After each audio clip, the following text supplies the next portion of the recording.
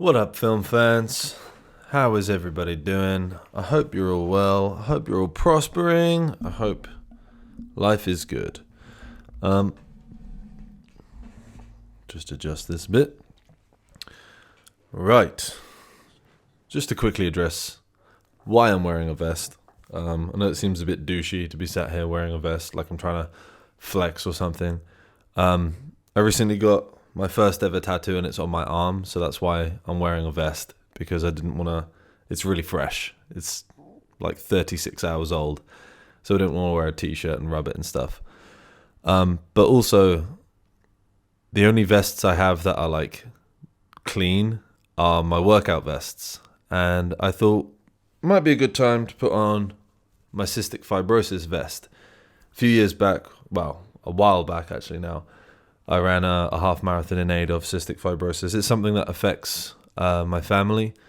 So I figured, if I'm going to wear a vest for the pod, might as well put the cystic fibrosis one on, see if that can do anything to raise a little bit of awareness. So yeah, that's that. Just wanted to say that straight out the bat. But this is a film podcast. It's chatting script, ladies and gentlemen. So we're going to move on to that sort of stuff. I finally saw Avatar 2 in the cinema. If you listen to my last pod, my Christmas and New Year's wrap up, I mentioned that I rewatched the first one in preparation for Avatar 2.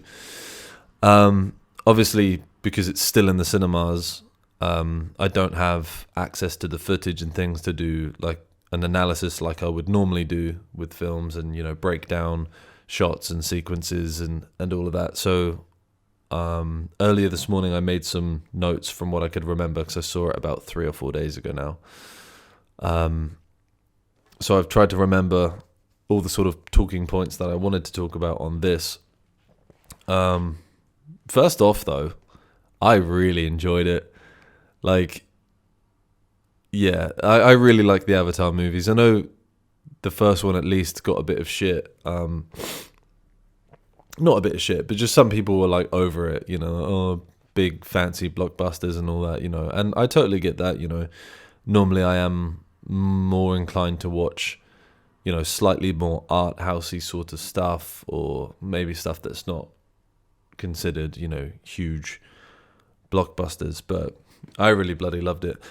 So this podcast is going to be full of spoilers for Avatar 2. So if you haven't seen Avatar 2, Way of the Water, or anything like that yet, then, either stop listening, or if you don't give a shit about spoilers and you're happy for me to spoil it for you, then keep listening or go watch it. Oh, I would say as well, if you are going to watch it and you haven't seen it yet, definitely watch it in like IMAX 3D. It's the most expensive way to watch it, but let's just get into it, shall we? Their use of 3D. I'm pretty sure I mentioned this on the last podcast, so I'll summarize it quickly. The way that Avatar uses 3D, the first one and the second one, they use it in what I consider the best use of it. And what that is it's a tool to immerse you into that world. So they use it to really bring things to life and set you in amongst all, because I'm sure by now you've probably at least seen the first Avatar. And where there's so many like insane, tropical, luminous, glow in the dark, just crazy looking plants and trees and animals and creatures and aliens and all these different things. What it does is it puts you right in the middle of it. So with all the 3D sort of built around you, that's what it achieves. And that's, I think, the best way to use it, because it's a world building tool, as opposed to a gimmick, where like, oh, this thing popped out of the screen and, stuff like that, kind of like more lazy, gimmicky style. I think you get what I mean, so I won't labor that point too much. But yeah, definitely watch it in 3D, at least 3D, but you might as well go IMAX, because IMAX is the best quality footage you'll see in a cinema. So you may as well just max out, because the the quality of their graphics and their special effects and their cameras and their lighting and everything is such that you're almost doing it a disservice if you watch it on, definitely don't pirate it, because you're just going to be like ruining it. I think you get what I mean. So yeah, let's get cracking. I've tried to make some notes. They're not necessarily in like order of the film sequence, but the first one is, and again, spoilers galore. So you've been warned plenty. We're getting into it. It has a really nice, like, calm opening montage that basically picks up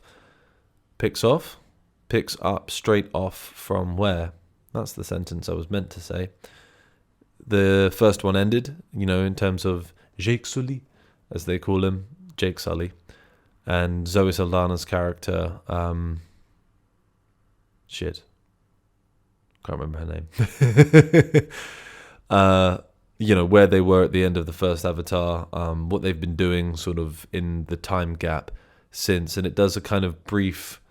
Is it a montage or is it a what's the other word for montage? It's not another word for montage. A vignette. Is it a vignette? That's the word, but I don't know if it's either a montage or a vignette. Basically, a passage of time, sort of showing Jake and what is Zoe Saldana's character? Holy hell! Let's find that quickly. Avatar 2. Oh, and what I will say as well, for those that are thinking about watching it, Nyatiri, that's her name. There isn't a post-credit scene, okay? When the credits started rolling, I sat there for a bit and I was like, let me just Google this. Most people had left at that point, and I pulled out my phone and Googled it. And Vin Diesel's in Avatar? Sorry, I've typed in Avatar cast and just to see Zoe Saldana's character's name, and along the list of them is Vin Diesel. Did Groot secretly make an appearance in this? I mean, it would make sense. There's a lot of cool trees and stuff, but I didn't know Vin Diesel was in there. That might be a mistake. He also doesn't have a character name under him. It just says Vin Diesel with no character name. I'm Groot. What was I talking about? Yeah, there isn't a post-credit. I googled to see whether there was a post-credit scene, and apparently there isn't, so I just left. So there might be, but Google says there isn't, so don't waste your time. It's not a Marvel movie. There's not going to be an Easter egg and a setup for the sequel or whatever. So yeah, it has a nice opening montage going through, like, seeing their family grow. They have their firstborn child, and then their second, third, fourth. I think they have 4 by the end of it, and then they adopt Sigourney Weaver's child. And if you remember Sigourney Weaver in the first film, her human body dies, and while she's dying, they try and transfer her life into her avatar via one of the sacred trees of Awa. Awa being the sort of, like, essentially god or spirit entity of the world of Pandora. To put it in other terms, it would be like the Force in Star Wars,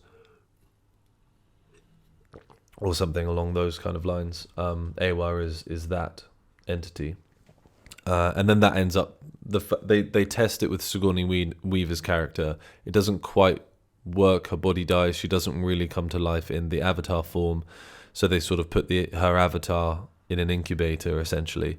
But then that sort of test of, can we do this for the audience, becomes really important in the first one, because at the end of the first one, Jake Sully completes his transition. He goes from human, sometimes inhabiting an avatar through that weird cerebral cocoon thing that they have, to, like, changing his life force over and fully being an avatar, or what do they call them? The Pandora people. The Na'vi. He goes to fully being a Na'vi.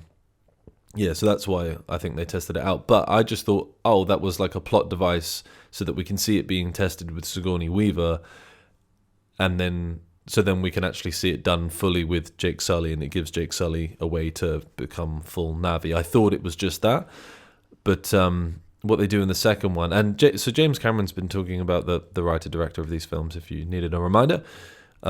He's been saying for years, like since the first one, I have plans for, I think up to like 4 sequels, and he knows what the stories will be, XYZ. So I don't know if this would have been part of his plans at the time, but it's now very much a prominent part of Avatar 2, is Sigourney Weaver's character, while she's incubated, basically has an immaculate birth, like Mary and Jesus. Like, she just becomes pregnant and no one knows how or why. But because she's incubated and basically in a coma, Jake and Neytiri adopt this Sigourney Weaver child, who is actually still voice acted and motion captured by Sigourney Weaver. And I didn't know that until afterwards, because when I was watching it, I was like, because obviously she's fucking blue. So there are some of them, especially Jake Sully and Neytiri. Maybe it's just because I'm familiar with them from the first one. But when you're watching it, you can figure out which actor it is behind the blue CGI and stuff. But with, I think her name's Kiri, this new like Sigourney Weaver child that they adopt. I was like, wow, she sounds really similar to Sigourney Weaver, but it's like a young sort of version, so it doesn't really look like Sigourney Weaver.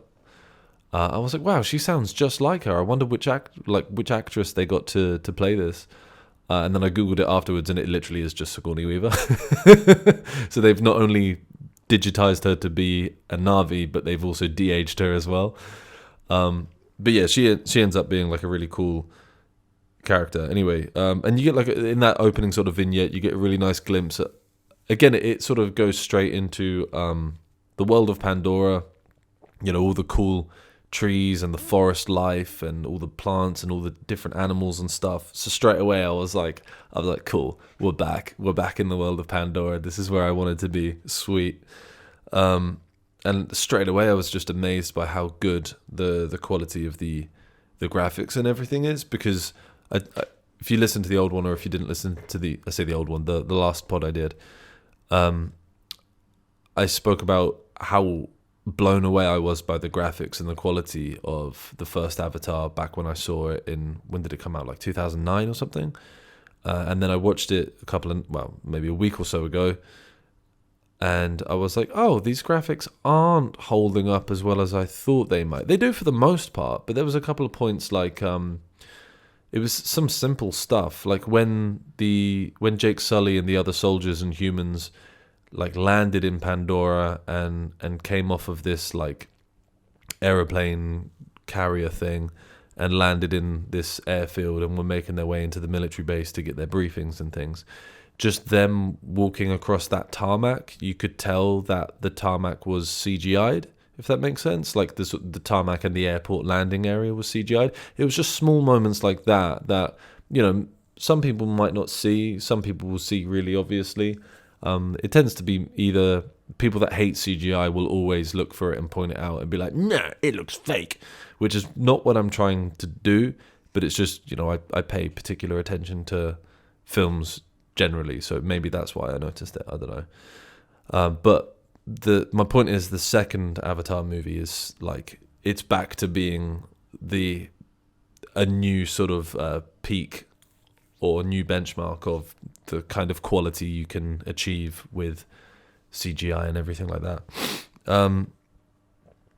So they reintroduce Stephen Lang's character, Colonel Miles Quaritch, I think his last name is pronounced. So he was basically the villain in the first one, the guy with scars on his face, the real hard nose, I'm a soldier, that guy. And I remember seeing, like, when Avatar 2 was, being advertised and stuff that it was going to come out and all of that, I remember seeing the cast list and I remember being like, he's dead. His character died. So I thought maybe they would just use him as like a, not a throwback. That's not what I mean. A flashback, a flashback to those sort of times. Because I was like, yeah, he's dead. Like, there's no way I would have been satisfied with them going, oh, he survived getting those two enormous arrows shot into him by Neytiri. Is that how you say her name? Zoe Saldana's character. Neytiri, yeah.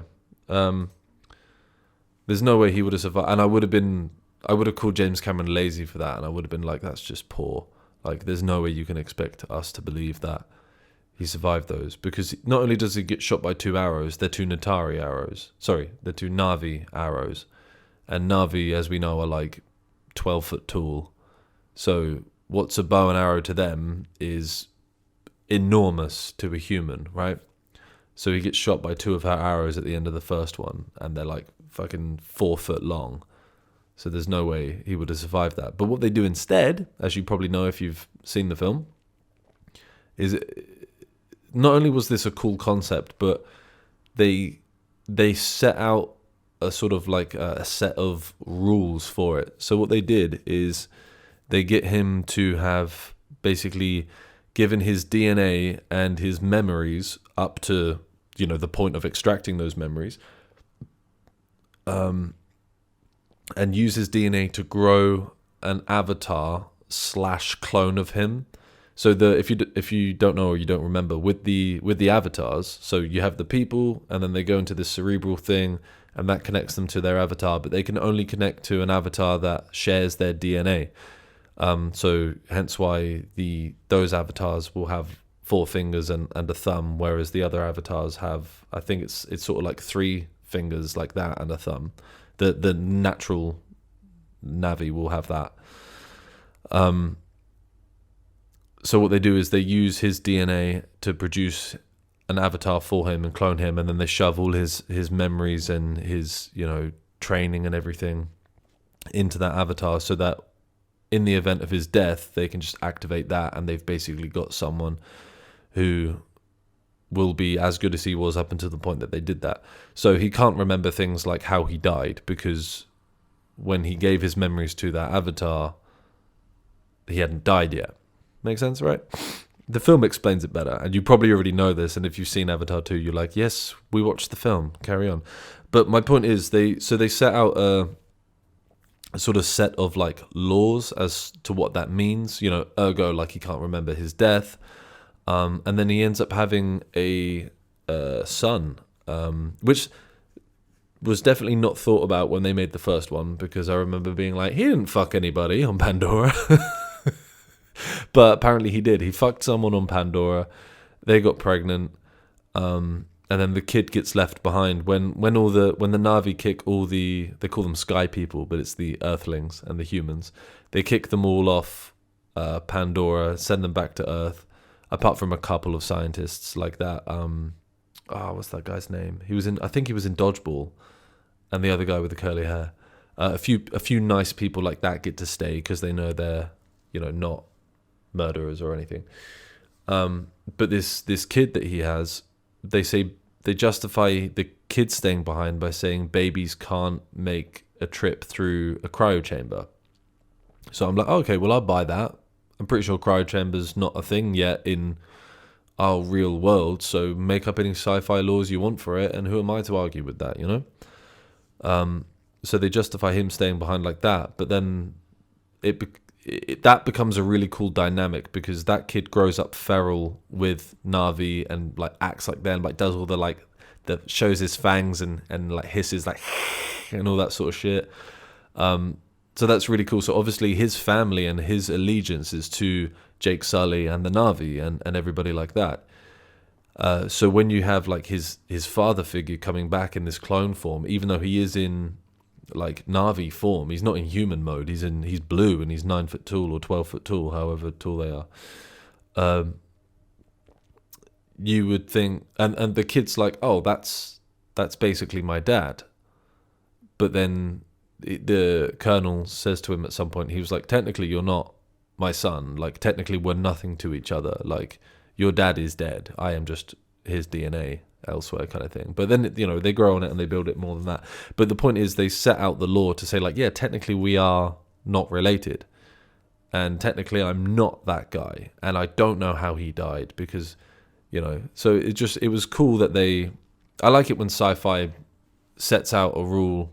Like Looper, if you've seen Looper, they set out what can be done within that world and what the limitations of that world are. I think that's always really important to do with sci-fi, or even if you're doing some sort of fantasy where there's magic and stuff, it's really important to set out what the limits are within that scope. So that's my point. That's my long, like fucking 5-10 minute way of saying I appreciate that with these Avatar movies, they set out what can and what can't be done.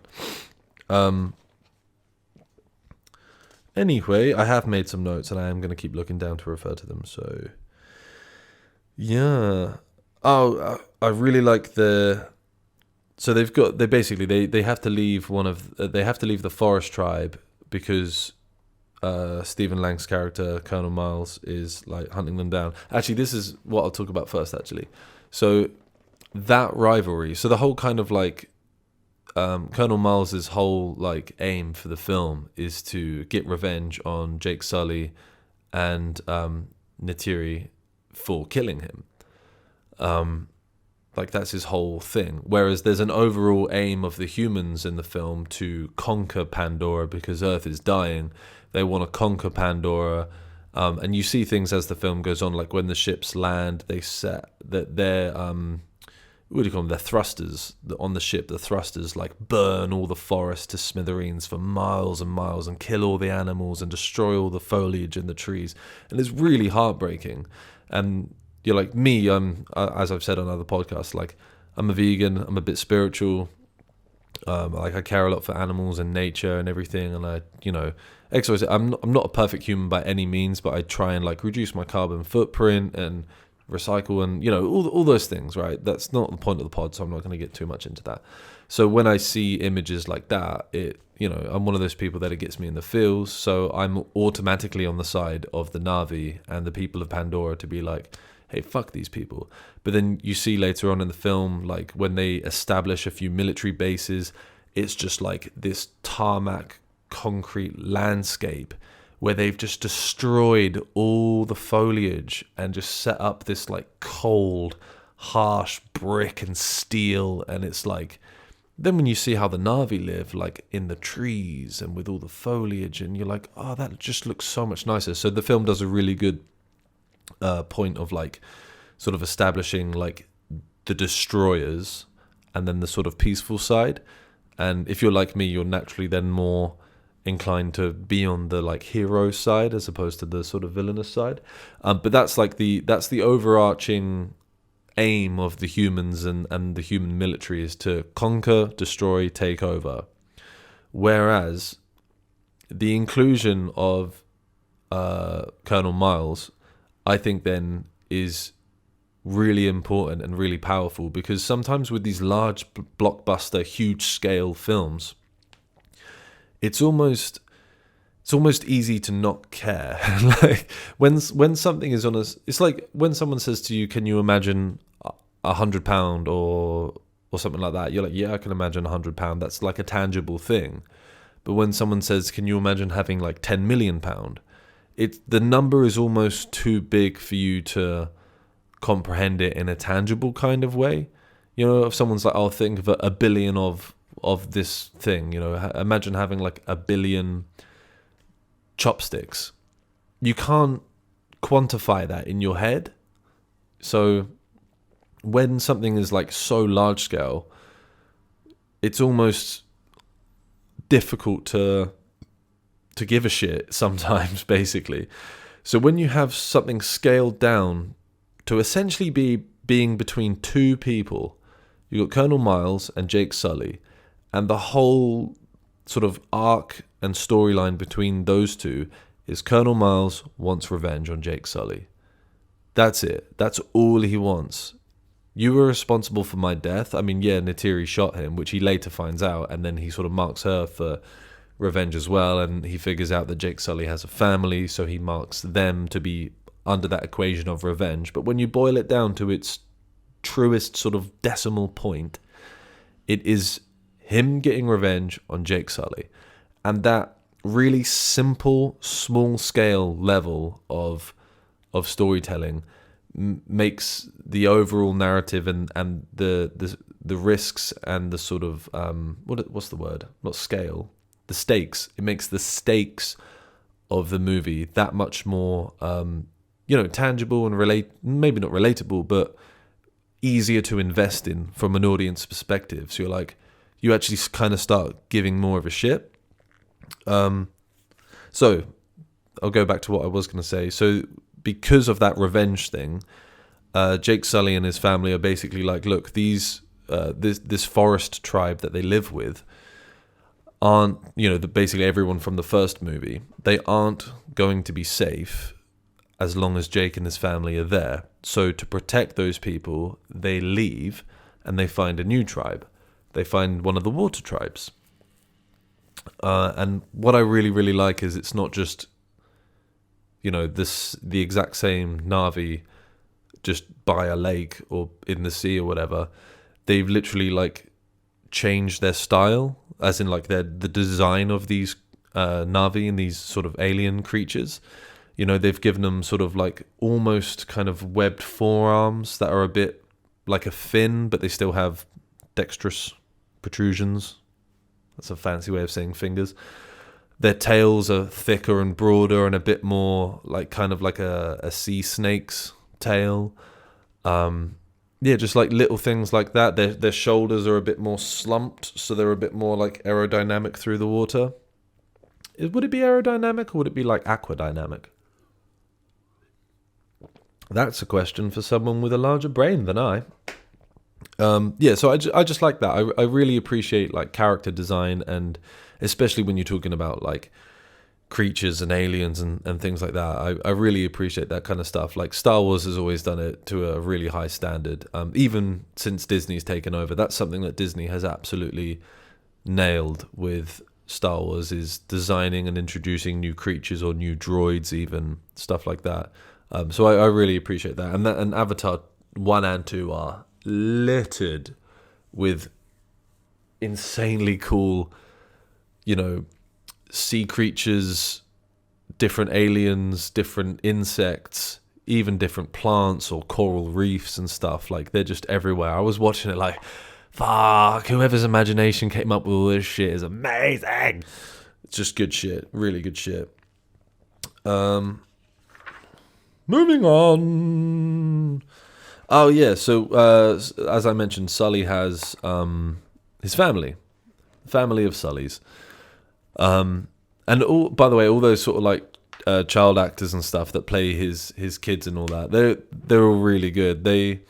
I think with stuff it's what Tom Holland spoke about with playing Spider-Man, is when he's got the mask and everything on, he almost has to act a bit bigger with his gestures and stuff, because obviously you can't see his face, so you can't really see him emoting with his eyes. Or in acting, we have basically a triangle of emotion in your face. It's your eyes to your mouth kind of thing. Those two things on their own can show you so much without needing to do a lot. But because he's masked up as Spider-Man, he has to gesticulate a lot and be a bit bigger with his arms and his physical reactions to stuff. Instead of just being whoa, he has to kind of be whoa. Do you know what I mean? For those just listening, I moved a lot when I said whoa the second time. So yeah, I think with stuff like motion capture, there's almost a license or an expectation even sometimes from audiences to sort of give the movement of the actors a little bit more freedom of expression. And I think all those the child actors and everything do it really well. Actually, to be fair, even the kid who plays Spider, which is the Colonel's son, where he's a full human, he's really good in it as well. And they all the kids get dealt some pretty juicy material to wrap their heads around, some pretty high stakes stuff. Could be losses of loved ones, could be being seconds away from death and having to plead for their life, could be begging for someone else's life, fearing for their life. There's a lot of life. They all get handed some pretty juicy material to get around, and they all do pretty damn well with it. So fair play to those child actors. I see child actors. I'm pretty sure they're all like, late teens now. But you know what I mean. Like it's good to see young actors up and coming, basically, because we've all seen instances where a child actor or a teen actor has done something, and you're like, maybe take a few more classes. That was really bitchy to say, but is what it is. Yeah. No. Anyway, about his family. The film kind of ends up being like half this epic blockbuster and half this kind of like coming of age story, like not quite like the Goonies in the sense that they're on an adventure or like E.T. or whatever, but those kind of like those young adult movies where you have like a group of kids coming together and like sometimes they're squabbling and then they realize they have more similarities than differences and they work together and they learn a lot about themselves, like they learn to take control of their courage and stop being afraid, and they learn to do the right thing and XYZ. It's just, I feel like every kid grows up watching films of that ilk. So I'm very happy to, see a good coming of age story every now and then. And then when it's blended in with an epic sci-fi blockbuster like Avatar, it's a really nice combination of things, Yeah.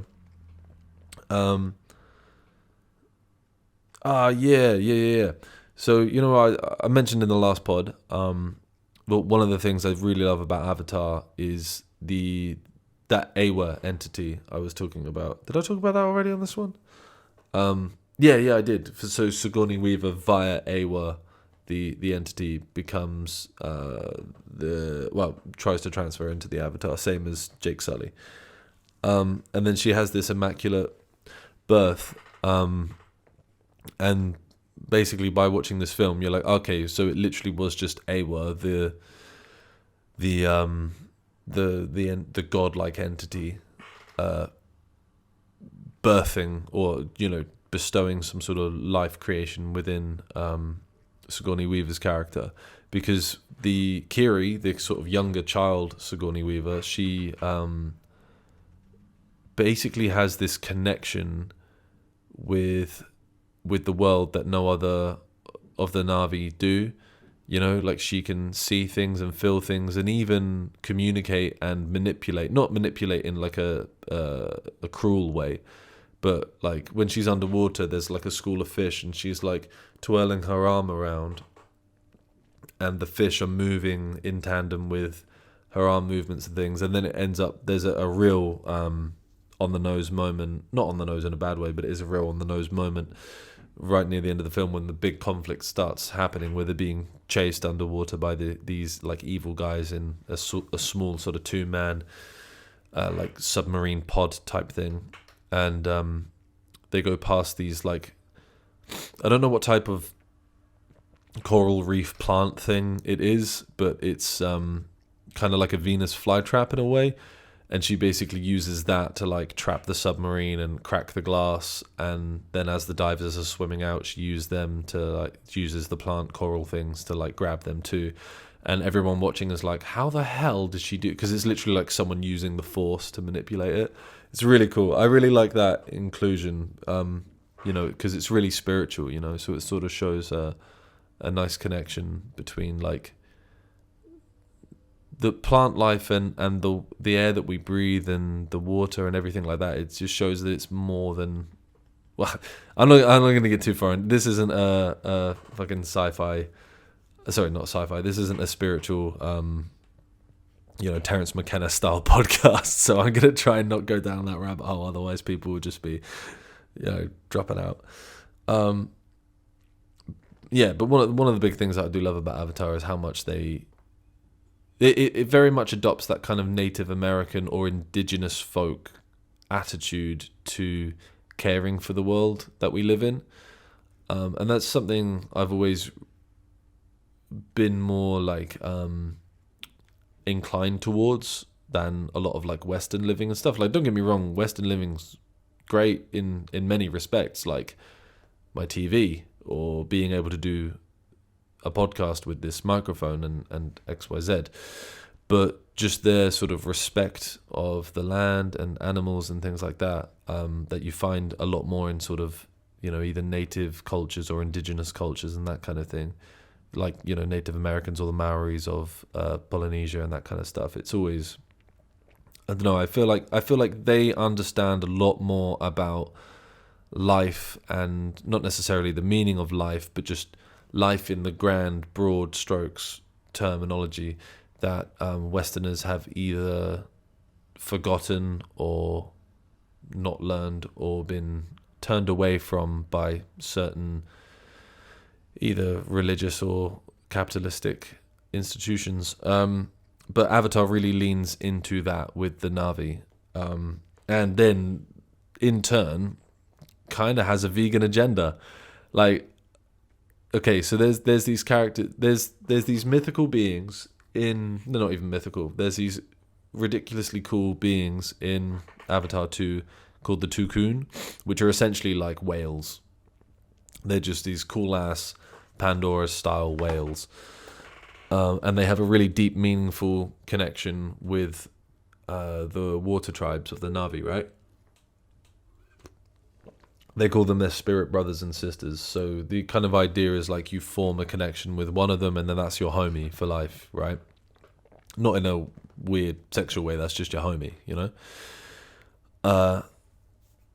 And then there's this group of humans that hunt them down and harvest them for the tiniest part of them. It's like this weird kind of membrane or sap or something that they get, which they say stops the human aging process, so is in turn ridiculously valuable to humans. However, it is literally like 0.5%, if that, of the animal in and of itself.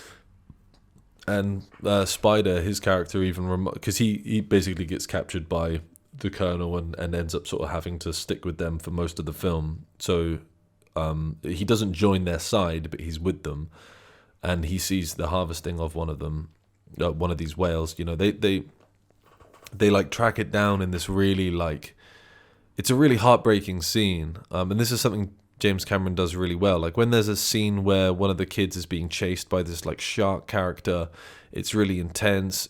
This shark creature, not character. It's this big, huge, like megalodon style shark trying to get him.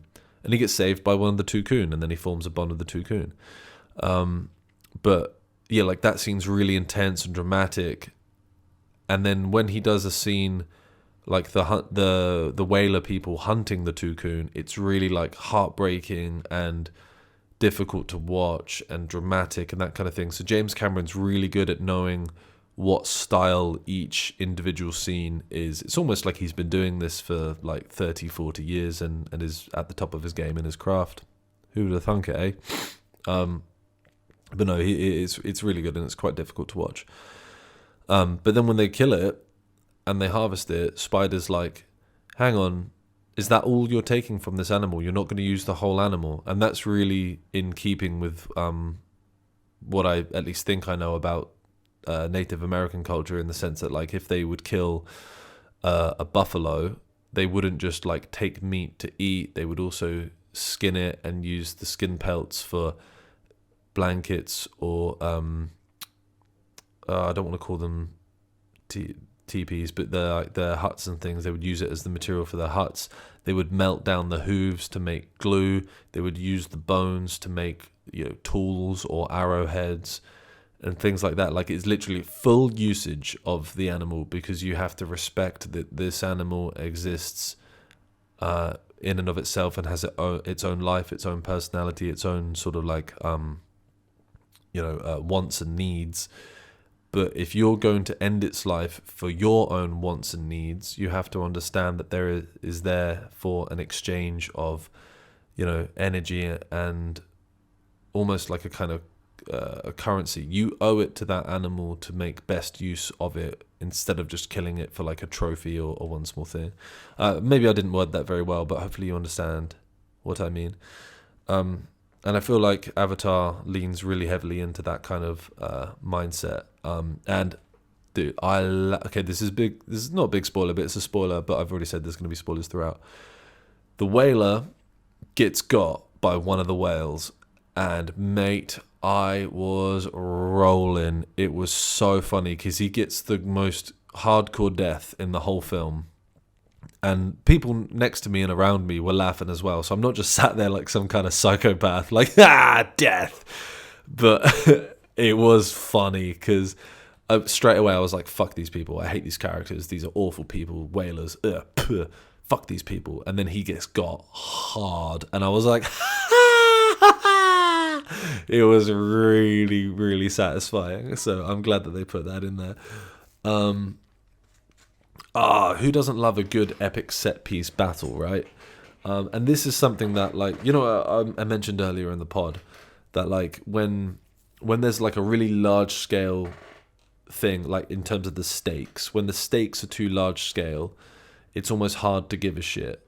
And that's kind of partly been my issue with some of the like MCU movies or some of the DC movies, where you're like, hang on, what are we fighting for? The destruction of the universe. Okay, well, that's really hard to comprehend. So can we scale it down? And then also you end up getting all these like these henchmen or like these other armies for people to fight. Like I'm not sure who the fuck Batman and Superman and everybody were fighting in the Justice League movie. Just these weird alien creatures and that. I'm like, yeah, they work for Doomsday or Muggins with the Hammerhead. Alright, yeah, sure. Fuck knows who the Avengers were fighting in the first like Avengers movie, and pretty much all the rest of them, apart from the Ultron ones. That kind of made sense. But Thanos' dudes, he's just got some people. Has he just got some henchmen? It sort of becomes hard to like. They're just laying waste to all these like countless and countless fucking enemy troops. You're just like, all right. Whereas in something like Deadpool, the first Deadpool movie, or even the second Deadpool movie, the first one, he's laying waste to loads of like henchmen and stuff, but the end set piece is he's just scaling and like infiltrating and assaulting a docked kind of battleship or something. It's some sort of large boat. I can't remember now. It might just be a container ship to save his girl. That's it. So he's not like fighting on a planet or something. He's just like, this is it. And in the second one, he's like just fighting in like a school or a mental asylum or something like that against a few like enemies. And like that's the stakes. That's it. And it's to save that kid. So when something is scaled down a lot, it's almost easier, and you have to have a better attention to detail, as opposed to it just being like huge. Like one of the latest X-Men movies, the Apocalypto one, they're just fighting in some street somewhere, and like Magneto's throwing all this metal at him, and it's just like a continuous stream of CGI metal. And initially you're like, oh, okay, cool, he's throwing this metal at him, and then it just goes on for ages. It just goes on for ages and ages and ages, and other stuff is happening in the background and the foreground, and Magneto's in the background just throwing all this metal at him for ages and ages and ages and ages, and it's just super fucking lazy. Don't know if I'm illustrating my point very well. But so with Avatar 2, they have the whaling ship that they kind of fuck up a little bit, and they can't drive it anymore because Spider's fucked up the controls on the inside, and they've attacked it from the outside, and it's kind of run aground, and it's kind of half sinking, and it's fucked. But Colonel has some of Jake Sully's family as hostages, so they have to attack it, and then that becomes the end set piece. So if you don't know what a set piece is in film, it's normally when there's like a big, relatively large scale piece of scenery, or like a location, where shit goes down. So in the film, like There Will Be Blood, for example, the huge oil well that they have, the one that like blows up and deafens his kid and stuff like that, that would be considered a set piece. And it was because like I say, they could have just had like some enormous large scale fight, a bit similar to the first Avatar, which it's good because in the first Avatar, if you don't remember, they're focusing on attacking like one of the sacred trees or something. That's where like all the enemies are heading towards with their bombers and stuff. They're all heading to that place to bomb it, but the fight takes place in this huge area around it as the Na'vi are trying to stop them from doing that. So it's a bit larger scale, and sometimes when something is really large scale like that, you're like, this could be anywhere, these could be anybody. But when you bring it down and scale it back to just, we're in one location, and there's one aim for each side. So the Colonel's aim is he's got his hostages, they're there as bait, they're there as bait for Sully. He wants to kill Sully. Sully's aim is, I'm going to get my kids back, and if I have to, I'm going to kill that guy. Such simple stakes, and it makes it so much juicier in that way, because it's almost like it's not overstuffed, you know? What else we got? Oh, big spoiler alert. Ready? One of Jake Sully's kids dies, and I thought that was really brave to do, and I applaud it, because too often in films, central or important characters just have like plot armor or are completely invulnerable, because they're too valuable or whatever, which I think is as well why shows like Game of Thrones initially, until the last season or two, were so popular and everything, is because nobody was safe. There was always a big chance that somebody that you loved was going to die. So I thought that was a really bold, brave move. And then it also gives a hell of a lot more stakes or reason or emotional investment into the third Avatar movie, because James Cameron's already said he's going to do like, I think 4 in total or maybe 5. He either said he's going to do 4 in total or 4 sequels, meaning 5 in total. So either way, the fact that the Colonel was responsible for the death of his firstborn son loads up Jake Sully with a fucking, oh, I'm going to kill you kind of attitude going into the third one, whereas the Colonel already wants to kill Sully for reasons previously established. So yeah, that was really, as heartbreaking and sad as it was a really smart narrative decision on Cameron's part. Where are we? I will say Zoe Saldana's character was massively underutilized in this one. She's a fantastic actress, really top tier, and I think is she the only person to be in the 2 highest grossing films of all time, being Avengers Endgame, I think, and the first Avatar. Like, she's in both. So she's probably, just with those 2 films alone, earned more in the box office than most other actors. Yeah, I do feel like her character was a little bit underutilized, unfortunately, in Avatar 2, but hopefully that changes in the sequels.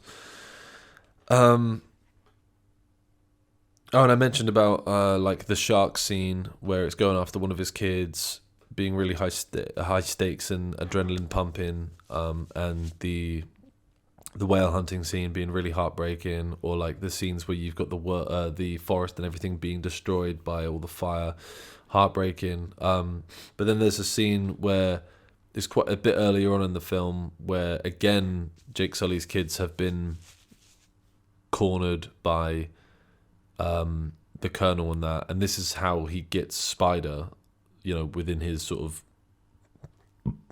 claws, I suppose. They have like a sort of a hunting scene, I call it, where, I don't know if I call it a hunting scene actually, but you've got Jake Sully and Neytiri sort of stalking them within the trees and like shooting them with bows and arrows out of nowhere, and it's a really, really cool scene. I really like that. But again, that's just to feed back to my point that like Cameron is really good at being like, this is an action scene, this is a heartfelt scene, this is a coming of age, the kids are having fun type scene. Like he's really good at hammering and absolutely nailing what the theme of that particular scene is. So fair play to him. He gets a gold star. The quality of the underwater graphics, I've mentioned already, like the graphics and stuff throughout this film are breathtaking, but unsurprisingly, sorry, a huge portion of it does take place, underwater. The characters are swimming around or whatever. And now I understand why, back in like 2010 when they were talking about making an Avatar sequel, Cameron was like, I know what I want to do with it, we haven't got the technology to do it yet. And at the time I remember being like, well, bullshit, we just saw it. Like, you did it with Avatar 1, why can't you do it with Avatar 2? Your technology to make this world is there. Whereas if he'd always had in his head he wanted to do like the water sequel and have like half of the film be these underwater scenes, then then it makes sense as well. Because I remember even Aquaman, I think the first one with Jason Momoa, I think they were pioneering some kind of like underwater technology, where you have the actors underwater, or if they're CGI'd underwater, you can like get their hair to flow as if it is underwater, and all these kind of. I remember it being like a really big technological leap, and James Cameron is one of those directors like George Lucas, the Star Wars guy, if you don't know, who will just always look for the new technological advancement within film. So like if he may have been waiting for us to get to this sort of point with film technology where these scenes can look as good as they do, because they look brilliant, they look so good. It's just mate, go, if you haven't seen it, go see it in IMAX 3D. It's fucking astounding. Yep. What's this? Whaling scene, heartbreaking. Yeah, I've spoken about that already. Okay, that's pretty much all my notes. That was a lot of all around the houses chitter chatter, but this is called Chatting Script. So what do you expect? I really enjoyed it. I'll get back to doing some analysis podcasts at some point. Actually, something I didn't say as well, with when you're filming like large-scale blockbuster stuff, something that Cameron it's in other like blockbuster films as well, but something that is really cool is he does these kind of like half-zoom Rocky things. So like the shot that stands out to me was when the whaling ship like sort of comes from behind some other scenery. It might be like a mountain cliff edge that goes into the sea or something, and the whaling ship sort of moves around behind it, and the camera it's a huge wide shot, and the camera sort of like half zooms in and then like rocks a little bit as if it's being held by like someone as opposed to on a fixed rig or whatever. And that like being a wide shot and then half zooming in but staying still really wide, combined with the rockiness of it. The rockiness kind of mirrors the fact that machine whaling boat ship thing that we're looking at is moving. Like the movement of the camera is a mimic of the movement of that thing, so the audience is subconsciously made aware that there's a degree of movement happening, that kind of thing. I don't feel like I'm wording it well, but fuck it.